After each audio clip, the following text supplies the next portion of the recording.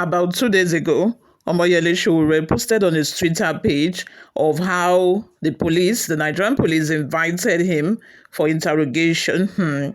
And for what? Because they called Inspector General of Police Kayode Egbetokun an illegal Inspector General of Police because, as we all know, Egbetokun should have retired from police work last year, September.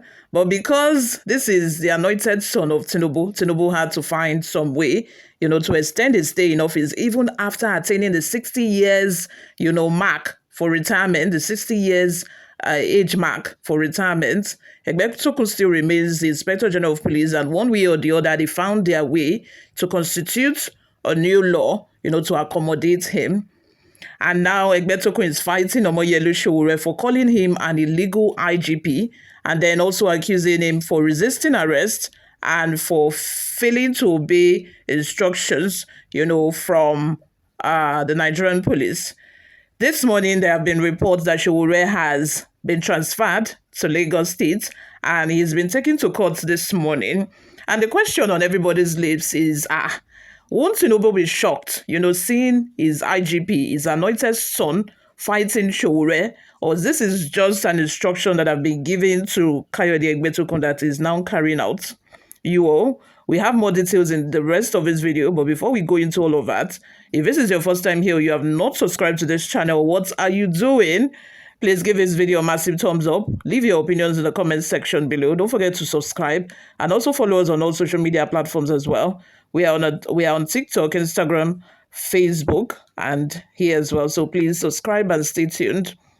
Inspector General of Police Kayode Egbetokun Adeolu, you are a civil servant in the truest sense, a custodian of law and order, and a leader entrusted with the immense responsibility of safeguarding Nigeria. This role demands focus, restraint, and an unwavering commitment to justice. It is not a position meant for personal battles, distractions, or unnecessary engagements in legal controversies. You are not a politician managing rhetoric, nor are you a prosecutor seeking personal vendettas. Your role is to protect, to serve, and to lead. Yet, this ongoing conflict with activist Omoyele Sowore raises a critical question, one that President Bola Ahmed Tinubu himself could be asking. Why is my Inspector General of Police entangled in a legal fight with a political activist when the nation faces dire security challenges? At a time when Nigeria is grappling with complex and urgent issues requiring your undivided attention, this situation risks distracting from your primary mission. Leadership, particularly in such a critical role, demands the ability to rise above distractions and focus on the broader purpose of securing and stabilizing the nation. The ongoing matter with Omoyele Sowore does not align with the standards of leadership expected of your position or the principles of modern policing. Sowore's words, no matter how provocative, do not define you. Allowing this legal dispute to continue to distract you from the critical responsibilities you shoulder. Leadership, particularly in a nation like Nigeria, must rise above such distractions. Your focus should remain on the broader mission of reforming the police force, restoring public trust, and addressing the pressing security needs of our country. President Bola Ahmed Tinubu, the man who appointed you, has endured far worse provocations throughout his career. He has faced relentless criticism, public ridicule, political opposition, yet he remained focused on his goals. Tinubu once famously stated, "I don't need social media anymore. They abuse the hell out of me. If I read it, I will have high blood pressure and I get angry, so I don't read it." His resilience, his ability to ignore distractions, and his focus on the bigger picture are the qualities that allowed him to rise to the highest office in the land. How does President Tinubu perceive this matter? Does he see an Inspector General committed to tackling Nigerians' urgent security challenges and advancing police reforms? Or does he see a leader distracted by personal grievances and illegal fights with a political activist that adds no value to law enforcement? This issue with Sowore has also revealed deeper systematic flaws, within the Nigerian police force. Why is the police still setting bail conditions? This practice is a colonial era relic, outdated and incompatible with modern law enforcement. In democracies across the world, bail is determined by the judiciary, not law enforcement. Continuing this practice raises serious concerns about the role and priorities of the Nigerian police force. The bail conditions imposed on Sowore, demanding a level 16 civil servant as a surety and property worth 100 million naira, are not only impracticable but disconnected with the realities of Nigeria. How many level 16 civil servants own property worth 100 million naira? These conditions, rather than fostering confidence in law enforcement, erodes public trust in the very institution you lead. Femi Falana-San has rightfully pointed out that these bail conditions are not only impractical but illegal. He cited the Court of Appeals ruling in Dasuki versus Director General SSS 2020, which declared such conditions unconstitutional.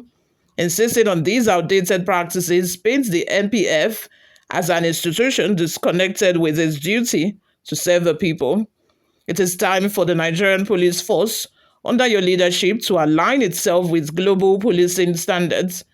Bail conditions should be left to the judiciary. The police role should remain clear to prevent crime, protect lives, and ensure justice. Your global counterparts in advanced democracies approach their roles with strict professionalism, impartiality, and service-oriented policing. In countries like the United Kingdom, Germany, and Canada, police do not set bail conditions, engage in political disputes, or waste resources on legal battles that do not improve public safety. This focus remains on crime Their focus remains on crime prevention, community engagement, and public trust. Inspector General, you have an opportunity to redefine policing in Nigeria. Dropping this unnecessary case with Sowore and moving away from colonial era practices will demonstrate that the Nigerian police force is committed to justice, fairness, and modern law enforcement. Leadership is about knowing when to focus on long-term reforms rather than short-term distractions. Nigeria faces urgent challenges that demand your full and undivided attention. Rising insecurity, organized crime, economic instability, and declining public trust in law enforcement require decisive and visionary leadership from the Nigerian police force. Engaging in a legal battle with Sowore, a case that has now become a global debate on free speech and human rights, distracts from the critical security work you should be focused on. Instead of continuing with a legal dispute that benefits no one, you should be leading efforts to reform police force, eliminate corruption within its ranks, and restore public trust. These are the actions that would define your leadership, not a court case against a political activist. You are not illegal, wicked, or fraudulent. These are just words that will fade away over time. What will remain is your legacy, the legacy of a leader who rose above distractions, prioritized reform, and left the Nigerian police force stronger and more respected. Inspector General, you have the opportunity to lead by example. Let this matter with Sowore rest.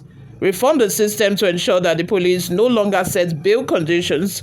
Advocate for a decentralized policing structure that empowers community and aligns with modern democratic principles. Show Nigerians and the world that the NPF is an institution of integrity, professionalism, and fairness. You all, let's have your thoughts and opinions in the comment section. Thank you very much for always listening and watching, guys. I will see you all in my next video. Bye for now.